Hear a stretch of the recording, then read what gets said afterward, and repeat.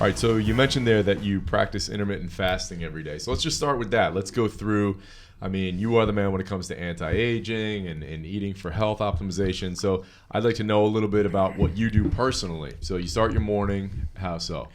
I play tennis 6 days a week. I start on the court at 7:30. Wow. And that's after doing meditation and my shoulder rehab exercises and all that stuff. So I get up pretty early.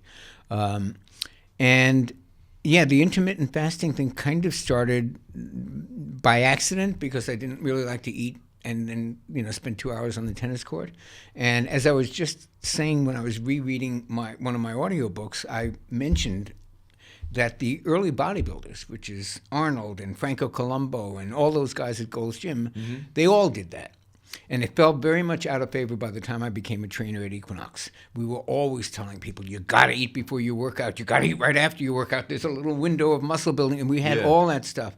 But those guys were intuitively onto something. They believed, and it turned out that there's a great deal of truth in this, that if you didn't eat when you did your workout and you had just been fasting all night because you were sleeping, that blood glucose would be at its lowest point and you would be almost forced to mobilize fat as an energy source.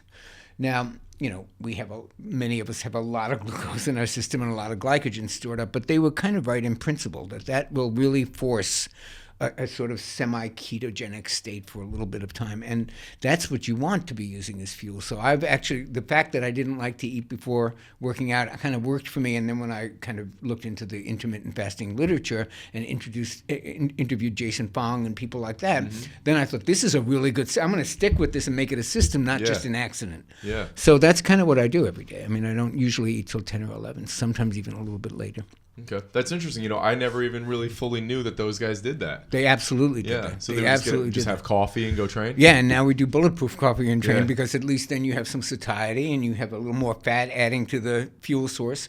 And I think the idea is if you do that enough, you will kind of train your body to rely more on ketones and fat as a fuel source rather than the power bar you just ate before the gym, which is a complete waste of calories and time.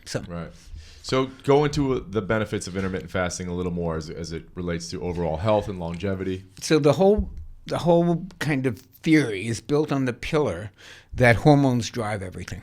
Not so much calories, it doesn't mean they don't count, but that hormones are really the star of the show.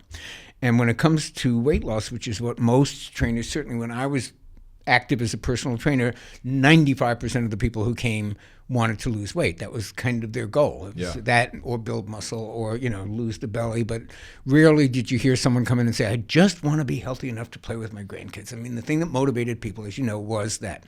Right. And the theory on which the whole intermittent fasting thing is built is that insulin drives fat gain. We want insulin to be at a healthy low level. We don't want it constantly driven up because when it does that, it not only stores fat, it also locks the doors to the fat cells so fat can't be mobilized to be used for energy. So insulin is your enemy when it comes to losing fat, body fat. And what Jason Fong discovered, and other people have discovered too with the intermittent fasting thing, is that, the longer you're not eating, the longer insulin's not elevated. So it makes a lot of sense to kind of keep that window, that eating window, fairly narrow. And there's mice studies, which are very impressive, in which they basically gave mice unlimited access to the junk food version of mice diet, and just mouse junk food. And all that they varied was the number of hours that the mice had access to the diet. And there was a consistent relationship, and there's been a fair amount of research on this, and it's over a decade old, so it's not like it just happened, where no matter what they do, no matter how crappy the diet is, when the window is narrower, those mice lose more weight and are generally healthier on all these metrics, even when they eat the same number of calories. So there's something to giving insulin a rest, especially for people who have very active carbohydrate metabolisms. They eat, 1 gram of sugar and their insulin's elevated for 3 days, that kind of thing. Yeah. So they're very helped by this. And interestingly enough, how Jason Fong discovered this or got interested in this is he was a kidney doctor. He was a nephrologist. He didn't know from any of this stuff, but the main clients that he had were all diabetic because they all have kidney problems. And so he started looking into what causes diabetes in the first place. And that's when he kind of got on board with the whole idea of it being a disordered carbohydrate metabolism. People respond too actively to sugar. We eat too much of it. Our insulin goes up. It eventually stays up there. We have insulin resistance. That causes diabetes. And so by reverse engineering it, he kind of came up with the idea of how do we control this damn hormone? Yeah. And that's when he kind of embraced low-carb diets and insulin and intermittent fasting. And so the two follow-up questions there. One, just back to Arnold and Franco on that for a minute. Who nobody knows except us, by the way. I mean, it's like we're mentioning these names. Franco Colombo, Frank Zane, who are these guys? Right. Yeah, but a lot of people fear that if they go train without having eaten, or like you said, don't eat something immediately after, there's going to be catabolic reactions, they're going to lose muscle. Just address that a little bit. Well, the catabolic reactions, the starvation reactions, really happen when you're starving, when there's no fuel coming in. If you eat some fat, if you just put some fat into your coffee, for example, you're not going to go into catabolism. You're not going to and you're certainly not going to do it after a day and start breaking down muscle. And so I think a lot of people confuse ketogenic diets with starvation. It's not starvation. You're not protein deficient. You're still getting enough protein and fat to keep your metabolism going and keep you from breaking down those structures, but not enough carbs to keep your insulin high and your fat storage apparatus going. So that's really the difference, I think, between that kind of strategic fasting and being in a concentration camp. It's a very, very different thing. Yeah, for sure. Now, do you believe that intermittent fasting is something everyone should do? Is it are there health? Longevity benefits? I would say there's almost nothing that I believe everyone should do. Okay. From the day I took my first nutrition course, the text was Biochemical Individuality by Roger Williams, and I was trained by people who very much believe that one diet doesn't fit all. I think that half the problems that come from dieting and weight loss is people trying to find the perfect diet instead of finding the right match. So everything, I believe, with the exception of maybe there are 3 or 4 supplements that everybody could benefit for, but everything else is individualized. So I don't know that everybody needs to do that. There may be some people who have eaten such a crappy diet for so long that maybe just getting them on the old stuff we used to teach them as trainers in the 90s, just eat 3 meals and just the snack thing. I'm not a big believer in that grazing philosophy. I don't think it worked out very well for most people.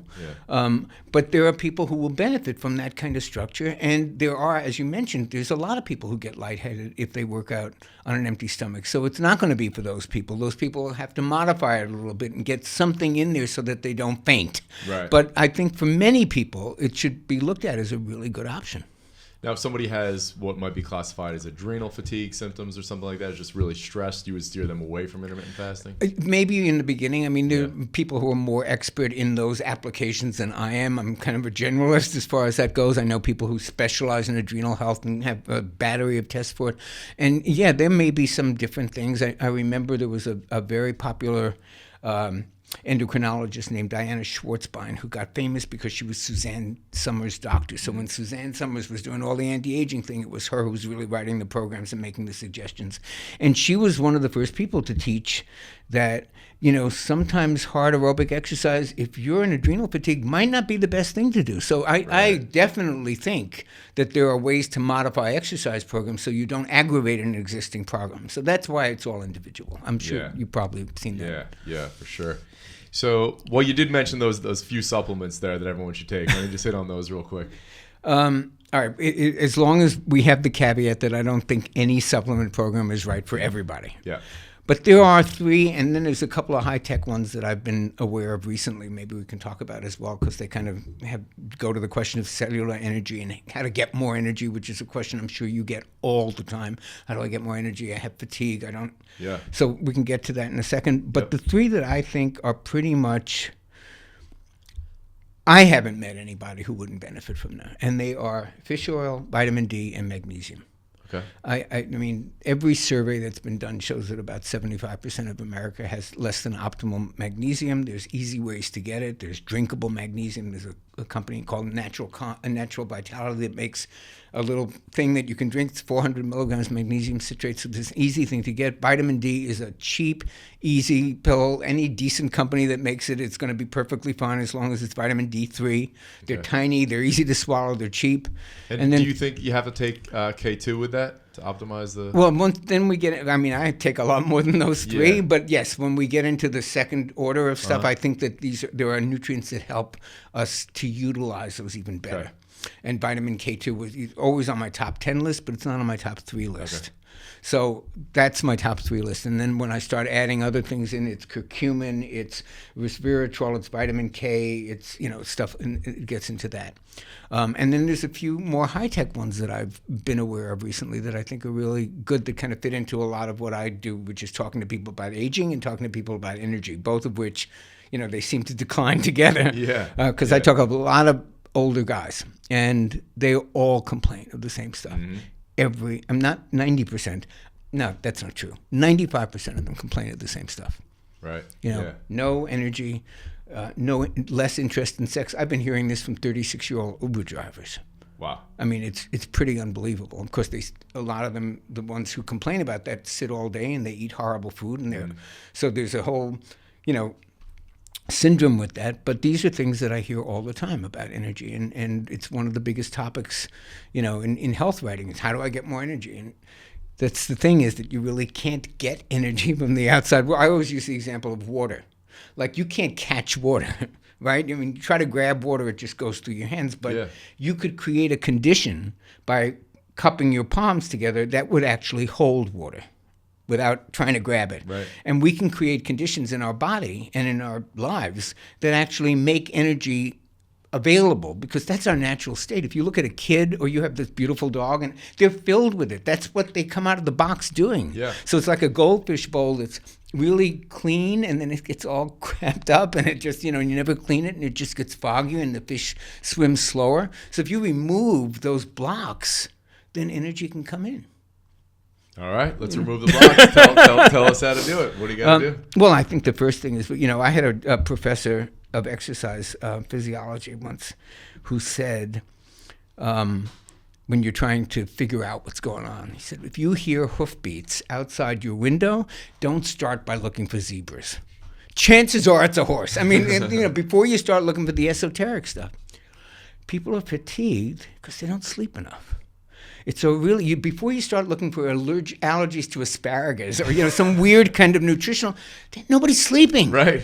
We keep the light on all night. We have the stupid television going on. We check our email when we go to the bathroom. We're not getting restful sleep. We're not getting the 4 stages plus. It's not happening. So I always you want to know why you're fatigued? How about first catching up on sleep? Because that's really number one. And of course, it's also related to food, and it's related to hormones, and it's related to all the other stuff. If we can jump for a second to more high-tech supplements, one of the things we were talking before, I do a lot of morning TV shows, and it's one of the topics they never get tired of talking about is energy. And I go there with a model of a cell. And I explain that, you can take lots of things, from drugs to caffeine and I'm a big lover of coffee, so I'm not being hypocritical about that, but you can take a lot of things that mask that you're really tired. And you'll think they're giving you energy. When I was training at Equinox in the 90s, models and cocaine were a big deal. They all had great diets with lots of energy, but they were, metabolically wasting away. Yeah. So what I like to think of is, what is energy at the cellular level? And so I bring this model, and it cells are, I don't even know how to describe how tiny they are, but there's 10,000 of them on the head of a pin. But I bring this model, and you see all these little structures in the cell, organelles, the mitochondria, all these little things that have jobs to do. And those jobs run on certain coenzymes and certain nutrients. And when we make less of them, then at the cellular energy level, we're really losing energy. And we can mask that all we want, but if the cells aren't doing their jobs, it's kind of like you run a company and you have to go on a budget because there's less money coming in, so certain operations get shut down. You don't send out for lunch as much. You turn the lights off when you're just more careful. And in the cell, if it's not getting what it needs, certain cellular operations don't work as well. Or if your antioxidant defenses are overwhelmed with crappy food and with exposure to toxins and stuff. So you're going to look a little bit at and that's why I was just asked this in an interview, so forgive me, it's on the top of my mind, but somebody asked what were the most exciting products at Expo West, which is our big natural products industry show that happens once a year out here in California in Orange County. And, one of them was a product that actually operates at the cellular level. Let me explain how. So, and part of the problem, Jason, is that some of these things operate in a way that they're not that easy to explain, especially to a morning television audience in the middle of America. You know what I mean? I mean, they require some, and I try to explain this without getting into biochemistry because everybody's eyes glaze over, but your cell requires a coenzyme called NAD. And NAD is like the pilot light for all these operations that go on in the cell. So if you think of them as a whole bunch of Bunsen burners, they all have to be lit by the pilot light before they can burn and do their jobs. That means detoxification, it means fat burning, it means mitochondrial function. All of those things require this coenzyme called NAD. And one of the cruel jokes of nature, as many things in aging, is that we make less NAD as we get older. So now you have all these operations in the cell, and you have less of the pilot light to light the Bunsen burners. So for a long time, one of the goals of the supplement industry or the anti-aging community is how do we boost NAD? And when I was starting out in 1990, they had NAD supplements, but they sucked. They didn't work. I mean, some things like glutathione, they're just not really well absorbed orally. You got to kind of biohack them. You got to figure out a way to make the body make more of it. So with glutathione, for example, a very powerful antioxidant, it's not really well absorbed as a supplement. Whey protein powder it biohacks your body into making more of it. NAC biohacks your body into making more of it. So with NAD, the supplements didn't work, and only recently did they figure out how to biohack your body into making more of it. So there was a biochemist at Dartmouth at the time, now he's at the University of Iowa. He discovered a particular form of vitamin B3 called nicotinamide riboside, which of course nobody pronounces, but it's called NR. And that actually turbocharges NAD stores. So at the cellular level, this product, which is called True Niagen, Niagen's a proprietary name for this form of vitamin B3, which is not in B supplements, it's not in multis, it's particular form. And it really turbocharges, and there's clinical studies on this, NAD stores, which we've never been able to do before. So even though you don't take it, and all of a sudden you feel like you do if you took caffeine or an upper or something like that, at the cellular level, it is resupplying your cell with what it needs to actually do the operations that do give you energy. So that's one that I take every single day. Wow, that's one that I'm pretty hot on. How long have you been using that? Well, I only heard about it about a year ago, so I've been using it for a year. Okay. And do you have other people that you know of that are getting? I know a number of people who do. Yeah. The trick with some of these supplements, and I think it comes from us living in a drug-based culture. Supplements don't work like drugs. It's like I have to tell this to people. I'm sure you've had to tell this to people all the time. You don't take fish oil and all of a sudden feel great. It's not an aspirin that makes your headache go away. Yeah. They're more like antivirus software on your computer. You don't notice it. You put this great antivirus software, you're not going to notice. It's not going to run faster. It's not going to all of a sudden have faster internet speeds. It's just not going to break. Yeah. It's just kind of working behind the scenes to make sure that it doesn't crash or the stuff doesn't happen. And I think that's what some of these supplements do. They're kind of an insurance policy to keep things running well. And you may not notice a difference right away when you take them. It's not like hormone replacement or taking a drug. But overall, I think it contributes to a certain kind of vitality because it keeps the machinery running well. And that's what I think True Niagen does. Okay. So in addition to sleep, supplementing correctly, what are some other things that people can do to get more energy? Maybe it's some other supplements you want to talk about, maybe some dietary practices. I think high carb diets for most people, and again, with that exception that this is not true for everybody and that there are societies that have done very well with high carb diets, except of course it's not the same carbs that we eat, but there are people who do well and they're adapted to it. For most people, the kind of processed high-carb diet we eat is an energy killer. It just is. There's no way to eat that kind of stuff and then go out and feel energetic. No matter how much propaganda and BS we've been told about carbs give you energy. No, they don't give you energy. They slow you down. They gum up the works. They make you feel brain foggy, at least for many people. Not for everybody and not all carbs, but I hate making these general things, but generally speaking, the kind that we're talking about. So I think a higher protein, higher fat diet is a huge boost to energy. It doesn't give you the blood sugar roller coaster that creates so much tiredness in the middle of the afternoon because you go up and then you go down. It's sustainable energy.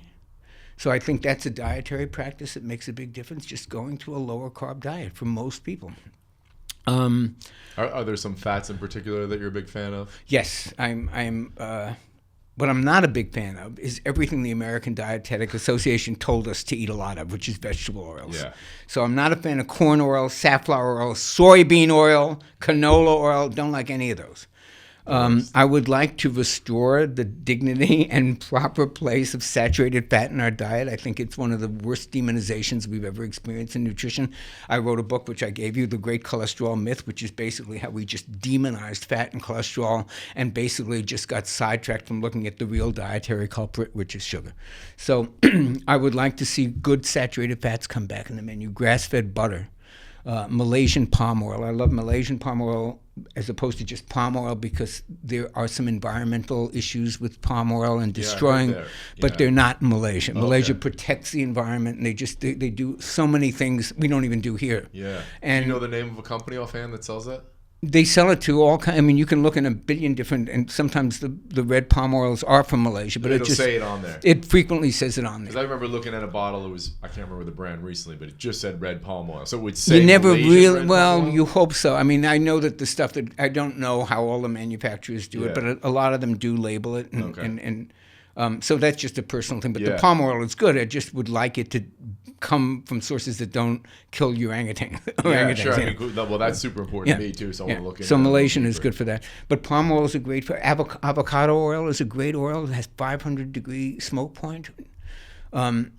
Some of the best oils, like extra virgin olive oil or flaxseed oil, can't be cooked with because they don't have a smoke point that is reasonable to cook with. I mean, you pay all this extra money for extra virgin olive oil, and then because it's been processed by like old Greek men in boots and walking in wine bags, it's never been touched by a chemical or high heat, and then you throw it in the frying pan. It's idiotic. Yeah. So those highly rich oils really need to be drizzled or not really, or salad dressing and things like that. But for cooking, I like avocado. I like macadamia nut oil. I like all the almond oil. All the nut oils are good.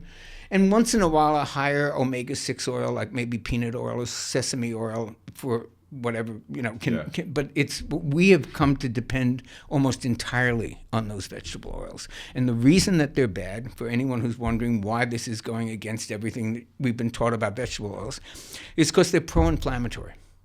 So inflammation is probably one of the 4 biggest promoters of disease. Every disease you can mention, Alzheimer's disease, obesity, diabetes,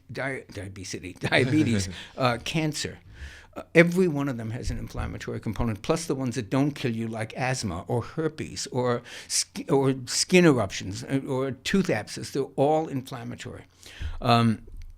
And one of the biggest sources of inflammation in our diet is the imbalance between the omega-6s and the omega-3s. So we have these 2 essential fatty acids, omega-6 and omega-3. I know you know this, but this is for anyone who doesn't.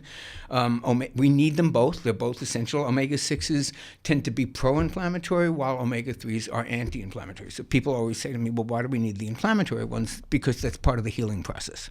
So if you get a splinter, or an injury of some kind, what happens? It swells up. White blood cells go to the area. Fluid goes to the area. They try to surround the puncture wound so that an enemy microbe doesn't get a footing. So you need that inflammation actually as part of the healing process. The temperature is inflammation. It's part of the healing process. The problem is we got these 2 armies, the inflammatory army, which is needed for healing, and the anti-inflammatory army, which is needed for everything else, and we fund them very differently. We're given like $60 billion to the inflammatory army and a few thousand to the anti-inflammatory. So that balance between the 6s and the 3s really needs to be close to 1-to-1, at the most 4-to-1. It's currently 16-to-1. So that's a real imbalance in the inflammatory versus, and that's in addition to all the other inflammatory foods we eat, the most inflammatory substance, which is sugar. In addition to that, we're consuming all this vegetable oil, which is just fanning the inflammatory fires more. Yeah. Now, do you have a preferred ratio of saturated fats to unsaturated fats, animal fat, anything? I really don't. Okay. I really, Just a good balance, kinda. No, I mean, I think there's a bunch of good, healthy foods and fats, Yeah. and you put them in heavy rotation. I think when people get too into formulas with that, they go Yeah, nuts. yeah. No one follows it. You Right, know that. right, We've been right. training people. Yeah. Nobody follows it. And you give them calorie lists or numbers of grams of protein, and they don't follow it. They get frustrated. I like to think of it, here's a bunch of healthy stuff. Put it like MTV in heavy rotation. Just I don't care how many blueberries you eat a week. There's no studies ever, like when magazines ask me all the time when they interview me, well, how much blueberries should we eat? I don't know. Nobody knows. Right. We know it's a good food and it does good things, and nobody's ever tested in a multi-million-dollar study taking a group of people and you guys eat 2 cups of blueberries and you guys eat 1. We'll see what happens, and everything else is kept equal. Nobody will ever know that stuff. So all we can really do is connect the dots a little bit.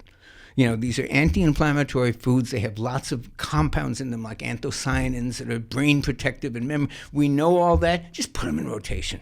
That's why I don't worry about like the percentage of saturated fat or it really is more about the context and the rest of the stuff that you eat with it. Yeah.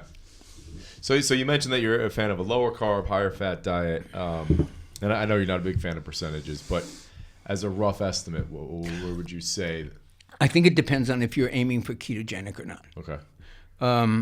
I think that the ketogenic diet, and does everybody know what that is? Does it need a definition? You can explain it briefly. It's basically when you deprive your body of a steady stream of glucose, it has to rely on fat, but it doesn't take the whole fat. It burns it up, and then ketones or ketone bodies are actually byproducts of fat metabolism. So it knows when you're in nutritional ketosis, your body has to be burning fat because it's the only place you get ketones from.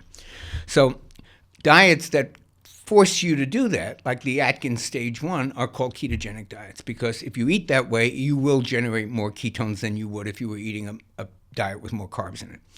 So for that particular purpose, and there are many people who benefit from that purpose. For one thing, childhood epileptics. It's ketogenic diet is an accepted treatment for childhood epilepsy. It's used in Johns Hopkins. It's used in lots of hospitals. Cancer patients. Cancer thrives on sugar. I don't want to mention, I can mention Vinny Tortorich is very public about this. He's a cancer survivor. He stays on a ketogenic diet because he don't want to fuel anything that might be coming back. Yeah. So there are lots of reasons why people would stay on that. For just weight loss, although it's very effective, I still think you can get a lot of the benefits of ketosis by kind of flirting with ketosis. I don't think you got to be. I've always had a hard time getting into ketosis, but I eat pretty much a keto-friendly kind of diet. Okay. And I think you get many of the benefits. Maybe not the very last 1% that you would get from running completely on ketones. Yeah. But I think you can certainly take a stab at it without going all the way. So if you're not going for ketogenic, which is very specific, you got to eat enough fat, even if it's 90% of your calories, to get the body there. And it's very black and white. You measure it. Yeah. There's a blood thing that you prick, and you measure the ketones, and it'll tell you. But if you're not going for that, then I think diets of anywhere from 30 to 60% fat would be perfect, or more. And I don't even like making that, because someone will come up with a really well-balanced, terrific diet of maybe 25% protein and 75% fat. It'll be fine. So there's different amounts, but I hate the notion of giving people percentages or absolute numbers, because it makes them crazy, and they don't do it. And then they don't get the actual message, which is just eat more of this stuff. It's good for you, know. And if they get too much into the numbers, it seems counterproductive to me. Do you find that? Yeah, I agree 100%. Yeah. It's been interesting to see how the keto diet has made such a resurgence the last couple of years, and now you have people making these over-the-top claims about over-the-top claims. Well, that's the problem with marketing and with the health world. I mean, it's not just the health world, but that's the problem in general with marketing.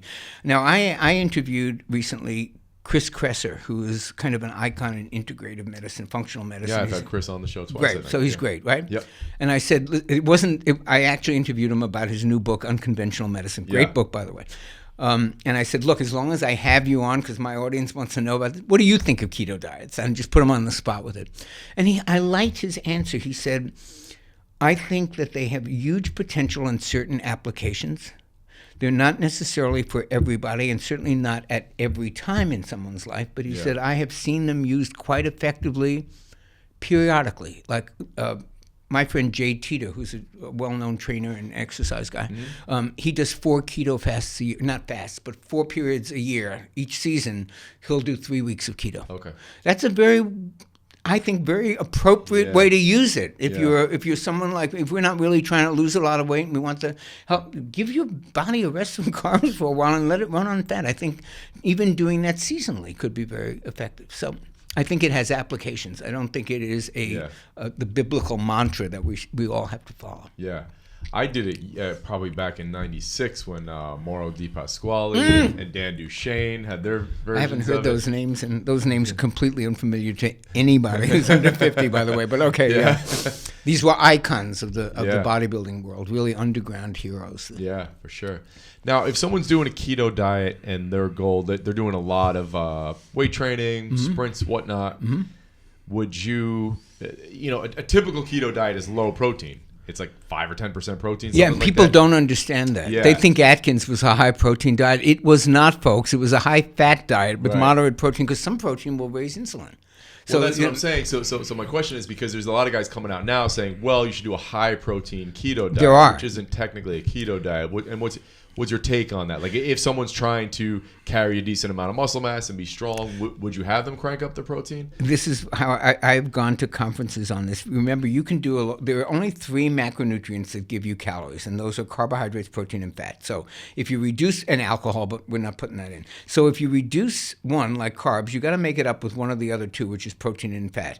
There are real divisions in the low carb world about which one of those to up. So you have people like Jeff Volek and Steve Finney, who are low-carb mavens and very enormous amount of actual academic research, and they like a higher protein plan. So does Michael Eads, who wrote the book with his wife, Mary Dan Eads, wrote the book Protein Power, which was a contemporary of Atkins and is about to come out in a new edition. Yeah. So they've been more advocates of a higher protein component, and most of the other people, David Perlmutter, all of these other people who are really big keto advocates, have been a higher, more of an advocate for the higher fat. It's a reasonable discussion, and actually the ins and outs of the biochemistry are beyond my pay scale. I've heard some of these debates at conferences, and it's like they're very technical. Yeah. And I think there are advantages. One can make a case for both. But the take-home point for the average person who isn't in these conferences debating whether it should be a little more protein or a little more fat is that all of them agree it should be a little less carbs. So let's start with that. Yeah. So what are some of your favorite carbs personally? You mentioned blueberries there. No, well, I love the stuff that, I am very open about the fact that I don't always live this way, and that, one of the things I've discovered over doing this for however many, 27 years, is that you ultimately wind up with your own template that you make that works for you. So I never recommend that other people do what I do, because what I do has been evolved over a long time. I was a vegetarian. I was all protein. I did 5 days a week of weightlifting. I've changed a lot over the years. So I recommend things for the journey, and that people go on the journey and figure out for themselves what's best. And that's not something that's always easy for people. We all like paint by numbers. We all like Jenny Craig that delivers what we're supposed to eat and takes the guesswork out. I understand everybody likes that. But if you're willing to do the work and experiment, you can find, the thing that actually suits you. And that's really what's most important. I think that is the take-home message for everybody, is that it's going to be different for everyone. And yes, on one level, that makes people very sad, because they sure would like to take a quick start manual and figure out their bodies. But on another level, it's really very empowering. Well, you got the 150 healthiest foods on earth. I do. The 10th anniversary edition, may I brag. That first came out in 2007, and it's been a bestseller, and they just re-released it with a lot of updated stuff in there. Oh, that's awesome. So give me a few of the carbs that would make the list here. Sweet potatoes. Of course the fruits. It starts with all the fruits. And even some of the fruits we think we were taught during, the low-fat diet and in the early days of low carb, when everyone thought, oh my God, a banana is going to kill you. A banana's not going to kill you. It's not even that high on the glycemic load. So a lot of the foods, even the fruits that we demonize, I would say just about every fruit in the world is good for you. Now, some may have more sugar, and for those who have to be very sensitive to that. But I think we overstate the starchy carbs and fruit component of this. I had a professor once who said, I got news for you. No diabetic ever got to be diabetic on peas and carrots. It's not really the, we spend all this time, sweet potatoes versus this. It's the junk crap carbs that are the problems. It's the breads and the pastas and the rice and the white rice and even the brown rice. They all are way more of a problem than peas and carrots and whether you have beets once in a while and that kind of stuff. But basically all the fruits. Okay. My favorites are blueberries and cherries and apples, and I find a way to use them all the time. Full-fat yogurt, which is a mixed food, part protein, part fat, part carbs. The poster child for healthy carbs are beans and legumes. But the ones. And now, Johnny, strict paleo guys would they say don't that, eat beans, and that is an argument that they have with and I've actually even asked a couple of the gurus of that movement, and off the record when they're not, they'll say, we relax that once in a while because here's the thing. Well, I had Mark Sisson on, and he said he eats them now and doesn't find a problem with them. No, he's a perfect example of that. Right, so he's one of them, and I've asked other ones as well. Yeah. Beans are high in something called lectins. Mm-hmm. The paleo thought is that we haven't adapted to lectins and they can cause havoc with your metabolism. I think that's true for about 10% of the population, maybe a little more. So for those people, lectins might be a bad idea, but I don't think that's something you would know without even getting to I'm not sure how you test for that. There are a lot of the things like leaky gut. When you're bloated out of your mind, you might be bloated a lot. You might not feel as good. There might be different things that maybe even subclinically that you wouldn't notice. But their theory is just it's old in the food supply. It's relatively recent. We haven't adapted to it, and these lectins can be problematic, and that may be true. But I don't think it's true for everybody. A small percentage of people. I think it's a smaller percentage than they think. Yeah. Okay. And grains in general, you're not a big fan of? Well, I'm a big fan of eating them, but I'm not a big fan of recommending them. I mean, look, we all, I get when that bread basket comes, particularly in a good restaurant, when it's heated and freshly made. I mean, it's very hard to resist. Yeah. And, if I'm with a lot of people who are all kind of on this and we're all looking at each other, so we're all sort of doing the food policing thing for each other, then everybody's afraid to eat it, and we send it back, which is a very smart thing to do. But I, like everybody else, love this stuff. Yeah. And I just try to really do damage control on it at this point and not eat it by itself and, put a lot of fat. And if you take some of that bread and dip it in olive oil already, the glycemic load is much lower. And I don't really think there's a lot of great stuff in grains and we certainly don't need them. Right. But they certainly, it's quite a challenge for many people to give all grains up. So I would try to moderate them. I don't keep bread in the house. I mean, not that I never eat it. One of my secret sinful foods, which turns out to not even be that sinful, is pizza. And let me explain before you look at me like I'm crazy. I go to a lot of areas in the country that are food deserts. I mean, there is nothing. Right. When I drove from New York to California with my 3 dogs, I mean, once you got out of Manhattan, Connecticut, it's Taco Bell, Domino, I mean, all the way. Isn't it crazy in 2018, like outside of Insane. LA and New York, and you can't get in a few places, still. Yeah. In a few places, but Austin, Texas, Miami, maybe a few places. Absolutely true. Yeah. Now, what were we? We were saying you're driving through food deserts. Oh, right. So going back to pizza. Pizza 3 times a day. Well, so I happened to be not too long ago in Kansas City, which it has great barbecue. It has stuff I don't eat. Yeah. And it's kind of a food desert. And there's a spot there where it's like the Subway of pizzas. You choose the crust, you choose the toppings, they put it on, and they make it. Now, if I told somebody I'm 800 degrees? There's a place like that here. No, it's called Pizza 5 or 5. Yeah. But when you think about it, if I told someone I'm on a Mediterranean diet, everybody would say, okay, that's the healthiest diet in the world. You can't go. So what am I eating? I'm eating feta cheese and olives and green peppers and onions and mushrooms and maybe some whole grain. they'd say, well, that's great meal. Well, that's pizza. So, I mean, if you're not eating the glutinous mess that they sell, at the local place or Domino's, and you're a little bit careful about the ingredients, that's going to be the healthiest thing you're going to find in a lot of places. Right. And I have gone to that. If I find a local pizzeria guy that is from the old country and makes his own and is proud of it, oh man, I'm there before because that is a guarantee. You're going to get really good ingredients and get the thinner crust with not so much grain, and that can be a really good damage control for a lot of eating situations. All right, well, I'm Italian. You don't have to sell me on that. Oh, okay, right, exactly. I love it. Now, do you generally recommend that people avoid gluten, though, for the most part, or? I think gluten there are two possibilities on how gluten can affect you. Neutral and really bad. It never does anything good. There is nothing good about it. The most you could say is that some people don't seem to be harmed by it. So it's either neutral or it's real bad. The problem is, as always with the health business, the minute people got hip to the fact that gluten maybe wasn't the greatest thing, the gluten-free foods are even worse, just like they did in SnackWells and the low-fat. You remember that crap, right? Oh, yeah. So they decided fat was a demonization. They make this stuff that's loaded with trans fats, loaded with sugar, but doesn't have any fat. Yeah. So whenever we demonize one ingredient, somebody comes to market with a whole bunch of stuff that is questionable.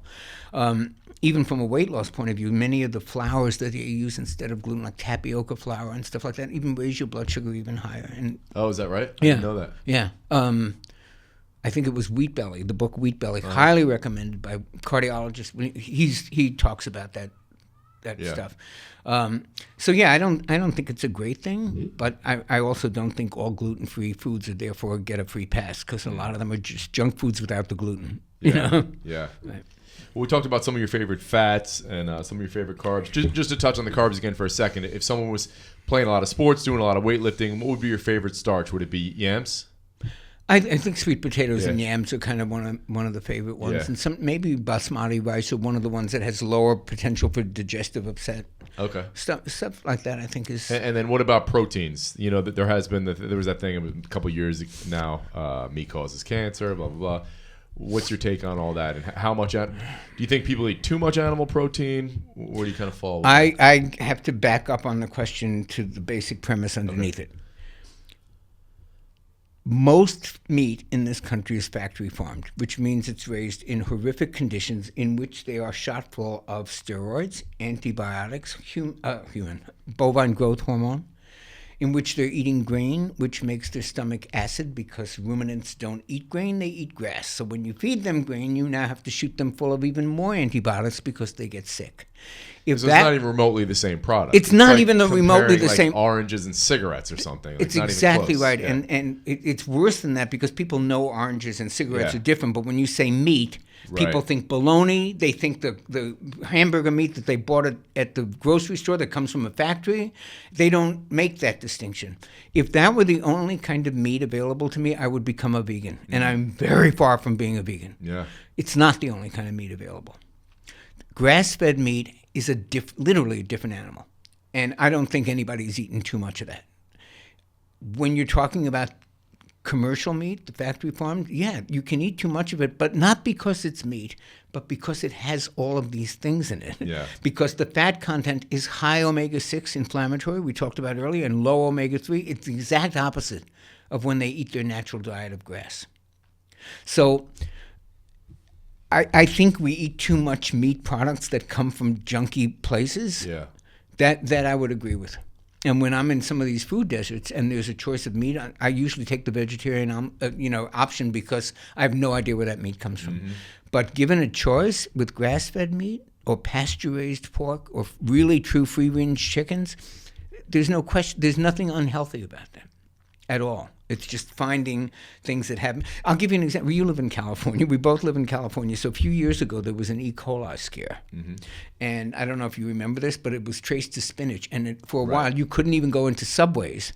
There'd be no spinach. There was no spinach available anywhere. Not one of these dietitians or one of these health experts went on TV and said, see, spinach is a toxic food. Because they knew something happened to the spinach. Yeah. Spinach is not a toxic food. It was how the spinach... It's the same thing with animals. Animals are not toxic foods. It's what we do to those poor animals. And so for many reasons, I mean, that's where I draw the line with that. So it's not really do we eat too much meat, it's the kind of meat that we eat. Okay. And now I would imagine, though, that you still, obviously, by having written this book and talked to you a little bit and knowing your background, you still wouldn't advocate an all-meat carnivore super keto where there's no greens, there's no fruit at all. For most people, that's probably not ideal. No, that is not ideal. Yeah. That's not ideal for most people. Although there's a very interesting study which I talk about in The Great Cholesterol Myth. Back in the 1920s, there was, when this was all being debated a lot, even pre-Atkins, I mean, this stuff of low carb for weight loss and all of this, started in 1850. So it was still around, and there were different versions of these kind of diets. And there was an explorer who actually, went to the Greenland and Arctic and all these areas where they literally, survived on fat and walrus blubber and whatever meat they could get, and vegetables don't even grow. And he came back, I don't have the exact date, it's not in my head, but it was in the 1920s, and they did an experiment, and it was done at Bellevue. And it was one of the longest experiments. They only had 2 subjects. It was this explorer and his assistant. And they kept them in a metabolic ward. For people who don't know what that is, it is a ward in the hospital where they can control every gram that you eat and measure what's in the urine. I mean, you are a human experiment. And they agreed to live in this ward for like 9 months. And the only difference in what they ate was one of them ate protein and fat, and one of them ate only protein. The one who ate only protein did not do well. I can imagine. And because there's actually something called rapid starvation. It's when you eat so much protein that your tissues break. It's just not a good thing. The one who ate the protein and fat thrived. He had, if people were still looking at cholesterol, he had like the perfect cholesterol measurements. Blood pressure was low. Blood lipids were low. Triglycerides were managed. I mean, everything was good in 9 months. Now, that's what we call an N of 1. It's an experiment on one person. It doesn't necessarily prove anything, but it does show that you don't die from that. Yeah. You know what I mean? And he did very, very well with that. Yeah, wow. So I don't recommend an all-protein diet ever. But I think you could make a case for protein and fat. The only problem is that it's not just from a weight loss point of view or even from a keto point of view, it's from a nutrition point of view. Vegetables are loaded with stuff that you need, and fiber.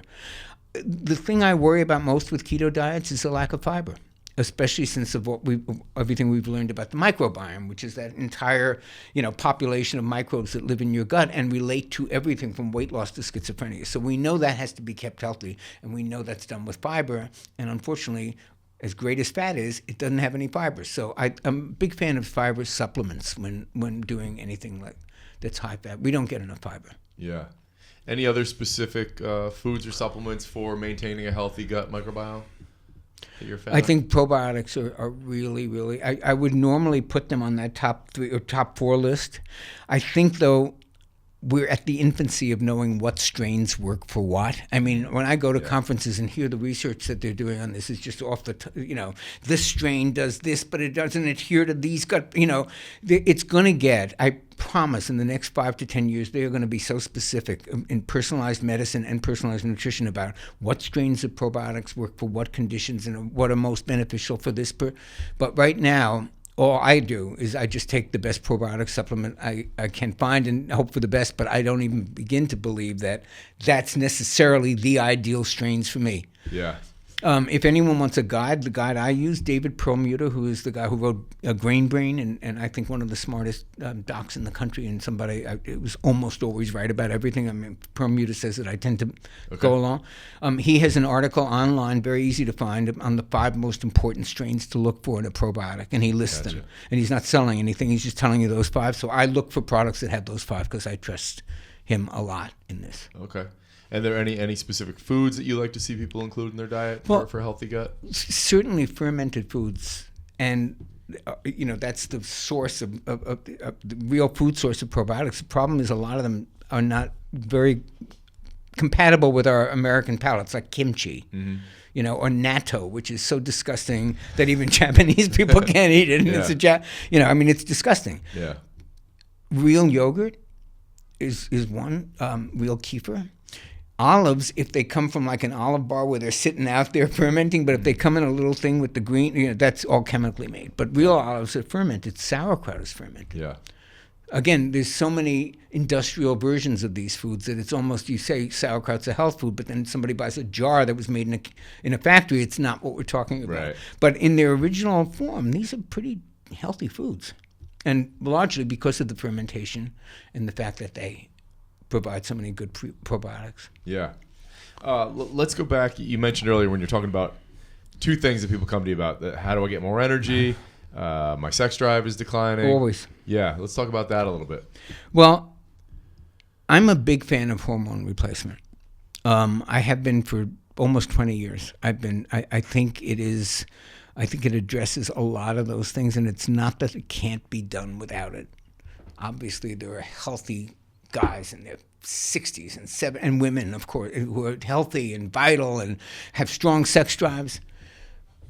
But they're the outliers, and they're the outliers because so much of this is hormone-driven, and our hormones decline. Many of our hormones that create well-being in the right combinations decline. So we have thyroid issues all over the place, and that's your metabolic regulator. If your thyroid's not behaving the way it's supposed to be, and a great amount of it is undiagnosed, that's going to have consequences in your energy and your vitality. If testosterone is low, I do talk to, I actually consult with a clinic called Centogenics, which is the oldest age management medical practice in the country, and they have clinics all over. This one in Beverly Hills, one in San Francisco. And the guys, I talk to lots of potential patients for Centogenics, and I would say 95% of them describe the stuff we were talking about earlier: low sex drive, low energy, not as much interest in life. And when I say to them, have you had your testosterone measured? They say, oh yeah, my doctor says it's normal for my age. And at that point, I want to tear the little hair I have left out of my head. Right. It does not be, you do not want it to be normal for your age. Yeah. And normal for your age is in a... And it's a huge range. It's a huge range, but most of these guys are 225, my doctor keeps mine at 800 to 900, and that's where a lot of the people who are on responsible hormone replacement, where they actually measure and don't just go to Mexico and take some, that's an ideal range for many, and it is one of the most profound differences of any. I've done a lot of healthy. That's a 4x difference right there that you're talking about. So it really is. Yeah. Wow. And now, not that one hormone by itself can fix things. And one of the things I think that's different about Centogenics than like the low-T clinics that are springing up in our neighborhoods everywhere in every strip mall, they come in and measure free testosterone, they give you a shot, they see you in a year. This is a symphony of stuff. This affects, first of all, testosterone metabolizes into other things like estradiol and DHT, which can cause hair loss and prostate enlargement. There are other hormones like thyroid, DHEA, IGF-1. They need to be measured. They need to be in the hands of somebody who knows how this stuff works together and has been looking at the research a long time. Yeah. And the low-T clinics don't do that. So talk to me a little bit about dietary and lifestyle changes as you get older, for maintaining your testosterone levels and just being vital and having energy. I think a huge part of that actually doesn't come from diet, doesn't come from exercise, doesn't come from hormones, but comes from your relationships. In the blue zones, you're familiar with the blue zones. People who are not, there was a study done of the 5 areas around the globe in which there are the highest number of centenarians. These are people who are over 100 and they're functioning. They're not in assisted living. They're doing stuff.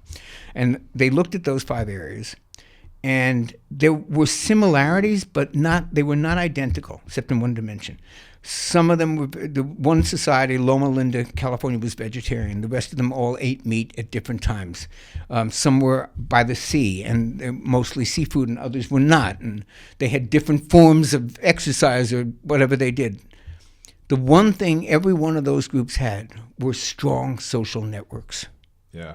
And it's really, the longevity factor in strong social networks, and I am not talking about Facebook friends. I'm talking about it really makes a difference in the quality of your life. It really, really does. I always say that gerontologists would love to study some, centenarian in isolation, living like the Unabomber in Montana in a cabin. They can't find any. Yeah. They don't exist. Right. So I think our relationships and nurturing those relationships, having a partner that you're crazy about, and if you say, well, I can't be crazy about my partner, yes, you can. And there are ways to break through that and find those things and connect to those things. My fiance, who I've been with 8 years, is, to me, if you offered me Scarlett Johansson or my fiance, I'm going with her. Yeah. I have literally worked on eroticizing and loving every aspect and breaking through barriers and doing exercises and stuff, because if you have that kind of connection, there is nothing that makes you feel more vital. Wow. I love that that's where you went with that answer. Really? Cool. Yeah. I love it. Yeah. Okay, good. So it's hard to even go back to talking about supplements after that answer. Let's just... I have one that was not in any way on any of our lists, but it's something I found recently, so I'm kind of hot on. Go ahead. So I have a really bad shoulder injury, and for a tennis player, that is not a good thing. So I have no cartilage, basically. And I've seen surgeons, and they've said, just do what you're doing. The pain's not coming from that, But what happens, as you know, is you start to compensate with muscle stuff. Right. So I started, the pain doesn't come from having zero cartilage. It comes from because I've tightened up and I've compensated so much. And so I was in a lot of pain with this. And I recently discovered CBD oil. Love it. Yeah. And it was at Expo West, and it was by Barleans, which is the biggest company to yet get into this market. I mean, we live in California, so CBD is available at dispensaries for years, but they don't get it in the vitamin shop in Iowa. Right. Now they will. Mm-hmm. And it's a high quality company that makes oil extraction. They have the most, I think, the best selling flaxseed oil for years and years. So it's a really good company, and they made this CBD oil, and I scored a bottle of it. And I was really skeptical. And I started using it, and I used it for I'm using it still. And I have to tell you, it's a good 25% reduction in pain. Yeah. And by itself, that wouldn't be enough, but that allowed me to do my physical therapy exercises. So when you combine that with doing the right stuff, man, it's an accelerator. So I'm very hot on the potential of that. I wrote an article about it for Amazing Wellness magazine, so I had to do a lot, and for Whole Foods magazine, which I write for both. And I did different articles on CBD for both of them. So I did a lot of interviews and a lot of reading and it's got some potential. Yeah. Have you found that? I've been using it, I'd say maybe close to a year now.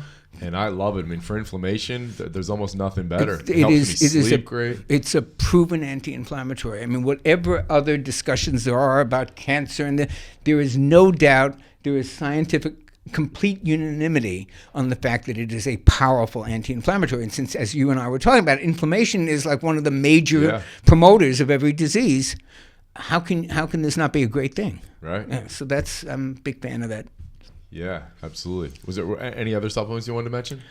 Well, let's see. We mentioned probiotics. We talked about curcumin, or did we? Curcumin is briefly. I love curcumin. That would be the next thing on my list, probably even before vitamin K, although you were absolutely right. You do ideally want your vitamin K for both bones and for the absorption of vitamin D.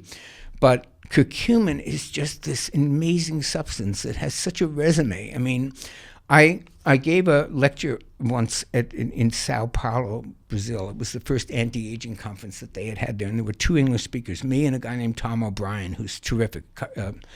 And the only other English speaker, Tom O'Brien, his subject of his talk was curcumin. And he had slides showing that it influences 16 different metabolic pathways. And this is even before it became a famous popular supplement. I was like, how do you even pronounce this? And it's from turmeric. But now, I mean, the literature is just expanding on this. It's so good for the liver.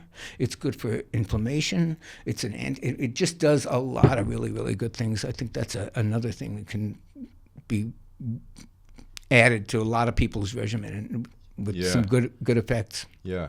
And now that needs that black pepper extract. It makes it more absorbed. Curcumin is terribly absorbed. I mean, like when people sprinkle turmeric, and it's great. You get a little bit. It's not a well-absorbed nutrient. And there's something in black pepper called pepperine. It's a flavonoid that's in pepper that actually increases the absorption. Okay.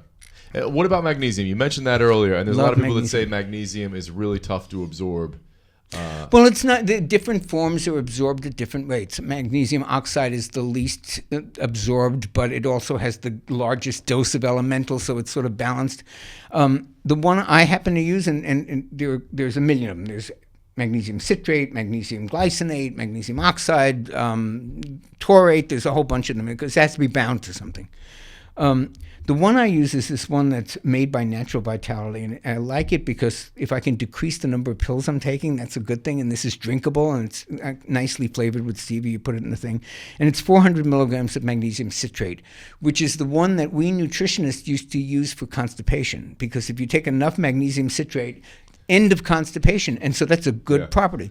But the 400 milligram dose doesn't do that, and it's fairly well absorbed as magnesium compounds like citrate and carbonate. Carbonate's not well absorbed, so it's fairly well absorbed, and at that dosage, it doesn't give you diarrhea or you can't even really use it for constipation, but you can use it to get a nice dose of magnesium, and that's why I love it. Okay, I didn't ask you dosages on curcumin.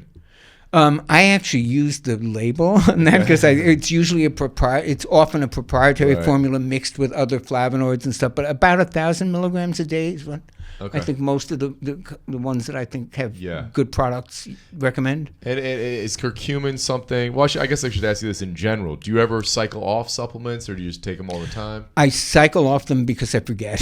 I always so it's sort of a built-in cycle off. I'll go on a trip and forget them for 3 days. And I really try. It's part of my own kind of daily ritual, which I have found to be very valuable as both an anti-aging strategy and a well-being strategy. And I can talk about that in a second if you want. But in part of my ritual, I've made it part of that, so I forget them much less now. So I don't really actually make an attempt to go off them. Okay. And going back to that ritual, I'm sure you know Tim Ferriss, probably a lot of people who listen to him, and he's done all these interviews with high performers, and he wrote a book about it, The Tools of Titans. What are all these people, Bill Gates, Tony Robbins, what do they all have in, Kobe Bryant, what do they all have in common? And I think it was 80 to 90% of them did some kind of meditation or calming work and had some kinds of rituals in their life. Yeah. The ritual is like, it's the bomb. It structures things. It helps you feel organized. It has almost a spiritual dimension. It's a thing that can ground you. And I think those things are so important. I have mine and other people have others, but whatever it is, I make juice every day. That's one of mine. Okay. I read every day. I meditate every day. How long do you read for? I try to read 20 minutes a day, but then I'll go on bursts like on airplanes, and I can 3-4 hours. So. Yeah. But I try to do that. Anything else? Any other rituals you do on a daily basis? Well, I would say playing the piano, but I haven't been as good about that. But on a good day, I throw in 15 minutes of playing the piano. That was my previous career, so I try to stay in touch with that. Okay. And you play tennis every morning. What about any kind of strength training? I do. Well, right now, I've had to take 6 weeks off tennis and strength training because I'm only doing physical therapy. But generally speaking, I'll do 2 days a week of circuit training. Okay. So it's nothing like what I used to do in the Equinox days when I'd have chest day and leg day and lat day and 2 hours of that. But it's what I feel keeps me from losing too much muscle. Yeah. And because my tennis, I didn't used to play tennis or do cardio, so it's changed over the years. But I think it's still well-rounded. I do stretching. I do the weights a couple times a week, and I do tennis 6 days a week. Do you do yoga at all? I do not. Okay. I can't get in those positions. I just did, Do you do any regular recovery methods like massage or cryo or anything like that? I don't. No. I don't. Okay. I mean, the physical therapy is the first recovery, and I'll probably do more of it now. I got a TENS machine, so I put that on the muscles at certain places like the bicep tendon and the supraspinatus because those are really bad on me. Yeah. I find that and ice to be really, I went to this physical therapist who's here in Los Angeles, who's kind of a legendary dude. He's been doing it 37 years, and he's trained half these physical therapists, and he really knows his stuff. And I went into, this is interesting from a number of perspectives. I went into his place, which is just high tech. It's got every machine you can imagine that stretches and swimming pools that are one lane, just everything. And I said to him, so what's the most effective thing you've found in 37 years of doing this? And with all this high tech, what works the best? You know what he said? Ice. So, I mean, there's a lot, there's some wisdom in that. Funny. You know, sometimes the simplest basic things, and that was kind of the beginnings of naturopathic doctoring, was, you know, looking at air, water, fire, you know, the sun, these things, and incorporating that into, we have completely forgotten about those in the high-tech medicine stuff, but those things are very, very powerful. Yeah, for sure. I don't know if there's anything we didn't cover. Is there any other thoughts you could share on just longevity and overall health before we go? I mean, how old are you now? 71. And you look and feel great, aside from the shoulder. Yeah, Yeah. I wake up every morning without an alarm clock around 6 o'clock, Yeah. 6:30 in there. I'm on the court at 7:30. I have this great passionate relationship with my fiance. Yeah. I travel all over. I do a book a year. I think I'm doing okay. Yeah. You know. So, anything else you think that? You know, I thought the relationships answer was so cool. Anything that you would say means less or more to you than it did 10 or 20 years ago? You know, you talk about the impact of those relationships. Oh yeah, definitely. Yeah. Well, this is personal. Okay. But so, as a trainer, and during the time I was maybe up to my early 40s even, or late 30s certainly, I, like many men in America who grew up on Playboy, kind of thought that the ideal woman was 22 years old and you could bounce a quarter off her skin. I did. I you know, mea culpa, I bought into it. I thought that. I think one of the greatest gifts of the last 20 years is being liberated from that. So I can honestly say now that women of just about any size, of course there are going to be exceptions, but in general, of way big variety of sizes, a way big variety of shapes, a way big variety of ages, can still have the potential to be wildly attractive to me if their brains are hot. Yeah. So liberating myself from that type doesn't, honestly, I mean, it sounds insane. It doesn't really even turn my head anymore. When I see someone who has a hot mind, a fertile mind, an interesting mind, a sexy mind, that turns me on. And I think being liberated from that almost physical prison of what looks like, has been just amazingly liberating and personally empowering. Wow, I love that. Now, when we first met, Bronx met you, and Bronx doesn't always like strangers. Bronx is the dog. Bronx is the beautiful dog. As much as he loved you. I mean, he loved you from the get-go. So obviously that's very you're a big nice. dog person. I'm very, very big on the dogs. We sleep with the dogs. We love the dogs. Just real quick, tell me what impact and how life-changing it is to have dogs. Well, it's been more, I've had dogs for a while, but it's literally the last 10 years or so that I have literally fallen in love with them. I mean, I've had dogs. Yes, you have a dog, but my dogs are my spirit animals. Yeah. I mean, both Michelle and I, we sleep with them, we kiss them, we make out with them.